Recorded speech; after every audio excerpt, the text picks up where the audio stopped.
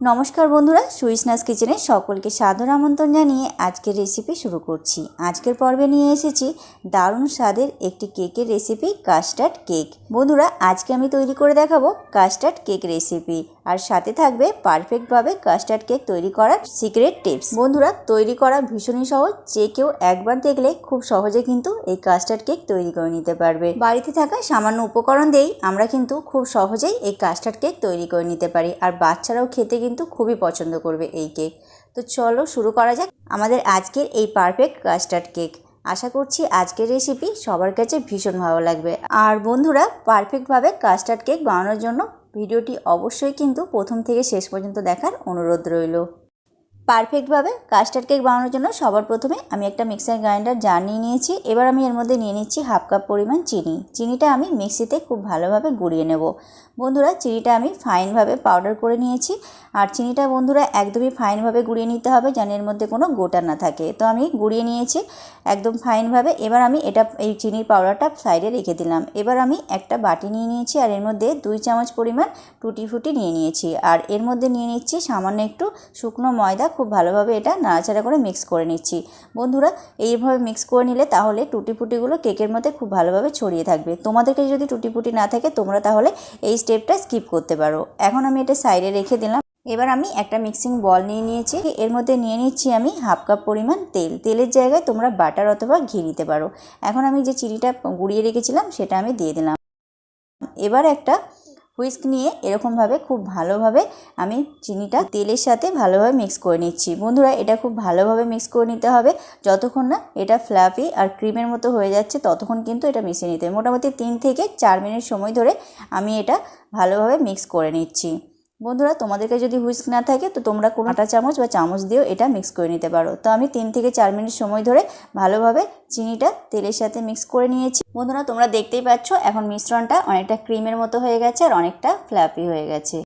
এখন আমি নিয়ে নিলাম একটা ছাঁকনি। এবার ছাঁকনির মধ্যে দিয়ে দিচ্ছি 1.5 কাপ পরিমাণ ময়দা। বন্ধুরা, পরিমাপগুলো কিন্তু অবশ্যই খেয়াল করবে। এবার আমি এর মধ্যে নিয়ে নিচ্ছি হাফ কাপ পরিমাণ কাস্টার্ড পাউডার। বন্ধুরা, এই কাস্টার্ড পাউডার কিন্তু খুব সহজেই মার্কেটে অ্যাভেলেবেল, তোমরা যে কোনো শপ থেকেই কিন্তু পেয়ে যাবে মার্কেটে। এখন আমি এই শুকনো উপকরণগুলো চেলে নেব। বন্ধুরা, এই শুকনো উপকরণগুলো অবশ্যই কিন্তু চেলে নিতে হবে, তাহলে কেকের রেজাল্টটা ভালো হবে। এখন আমি সবগুলো উপকরণ ভালোভাবে চেলে নিয়েছি। এখন আমি এর মধ্যে দিয়ে দিচ্ছি 2 টিস্পুন পরিমাণ বেকিং পাউডার। আমি কিন্তু এখানে বেকিং সোডা ইউজ করব না। এবার আমি এখানে নিয়ে নিয়েছি 1 কাপ পরিমাণ দুধ। বন্ধুরা, দুধটা প্রথমে আমি গরম করে ঠান্ডা করে রুম টেম্পারেচারে নিয়ে এসে তারপর ইউজ করেছি। এবার আমি দুধটা অল্প অল্প ঢেলে দিয়ে হুইস্কের সাহায্যে সবগুলো উপকরণ মিক্স করে নেব। বন্ধুরা, এই সময় কিন্তু খেয়াল রাখতে হবে একদমই হালকা হাতে এটা মিক্স করতে হবে, আর একদম একই ডিরেকশানে এটা মিক্স করতে হবে। এখানে কিন্তু বন্ধুরা তাড়াহুড়ো করে মিক্স করলে ব্যাটারটা নষ্ট হয়ে যেতে পারে, আর যদি এদিক ওদিক করে মিক্স করো তাহলেও কিন্তু ব্যাটারটা নষ্ট হয়ে যাবে। তাই এটা কিন্তু অবশ্যই তোমরা মাথায় রাখবে। আর এরকমভাবে অল্প অল্প দুধ দিয়ে আমি একদম একই ডিরেকশানে হুইস্কের সাহায্যে এরকমভাবে ব্যাটারটা তৈরি করে নিচ্ছি। ব্যাটারটা একদম লামস ফ্রিভাবে তৈরি করতে হবে, এর ভেতরে যেন কোনো লামস না থাকে সেদিকে খেয়াল রাখতে হবে। তো এরকমভাবে অল্প অল্প দুধ দিয়ে আমি ব্যাটারটা তৈরি করে নেব। ব্যাটারটার কনসিস্টেন্সি কিন্তু খুব বেশি পাতলা আর খুব বেশি ঘন হবে না, মোটামুটি মিডিয়াম একটা কনসিস্টেন্সির ব্যাটার তৈরি করে নিতে হবে। তো তোমরা দেখতেই পাচ্ছ আমি কিন্তু একই রকমভাবে একদিক দিয়ে একদম হালকাভাবে একদম আস্তে আস্তে আমি ব্যাটারটা তৈরি করে নিয়েছি। আর ব্যাটারটার ঘনত্বটা ঠিক এইরকম হতে হবে, একদম মিডিয়াম কনসিস্টেন্সির। তো বন্ধুরা, তোমরা দেখতেই পাচ্ছ বেশ কিছুটা সময় ধরে আমি একদম ব্যাটারটা তৈরি করে নিয়েছি, আর এর মধ্যে এখন কোনো লামস নেই, একদম লামস ফ্রি ব্যাটার আমাদের তৈরি হয়ে গেছে।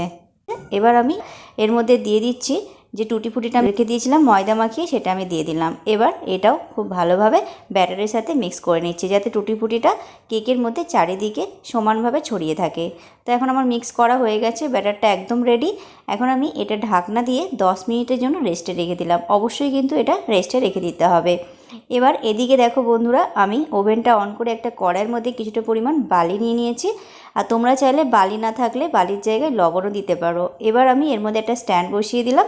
এবার আমি এটা ঢাকনা দিয়ে 10 মিনিটের জন্য হাই ফ্লেমে প্রিহিট করে নেব।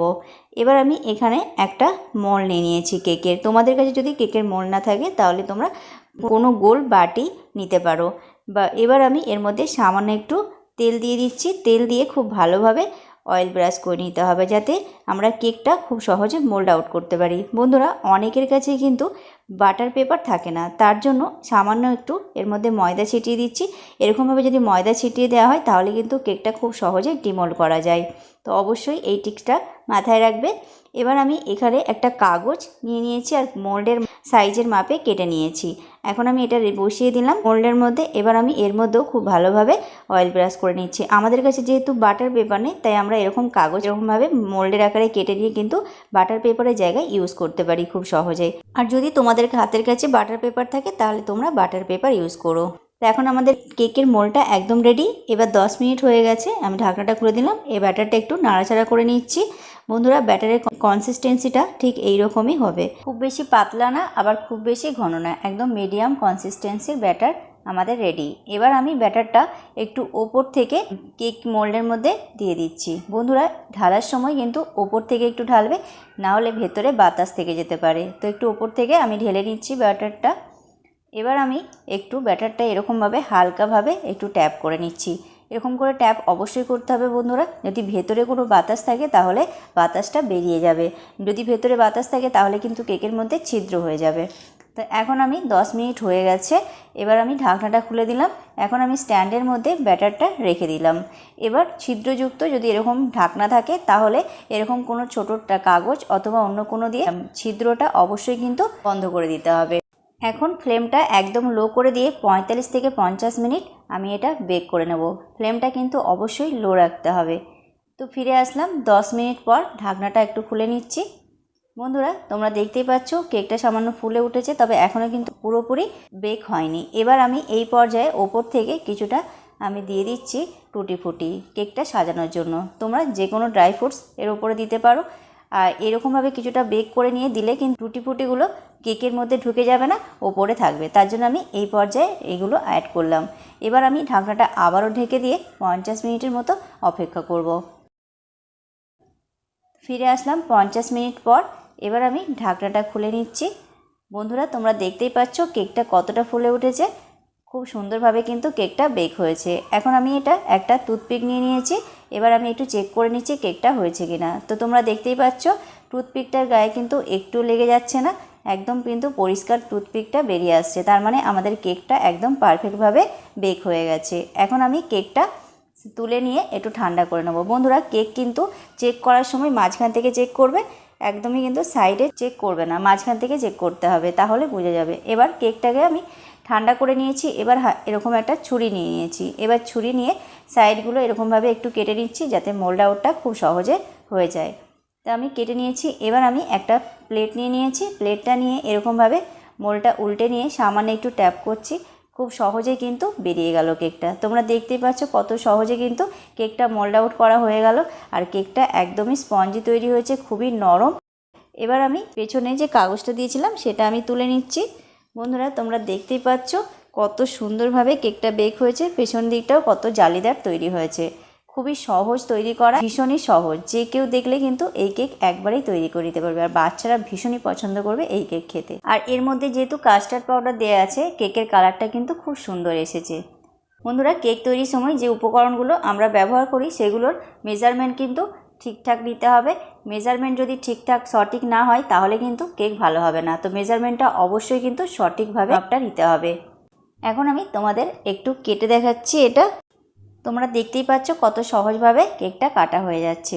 বন্ধুরা, এই কাস্টার্ড কেক তৈরি করা ভীষণই সহজ আর একদমই বেশি উপকরণও লাগে না, আর খেতে দারুণ লাগে। তোমরা যদি পরিমাপটা সঠিক নিয়ে এই টিপসগুলো ফলো করে কেক বানাও তাহলে তোমাদের কেকও পারফেক্ট স্পঞ্জি তৈরি হবে। তো বন্ধুরা, আমাদের আজকের এই দারুণ স্বাদের পারফেক্ট কাস্টার্ড কেক একদম রেডি।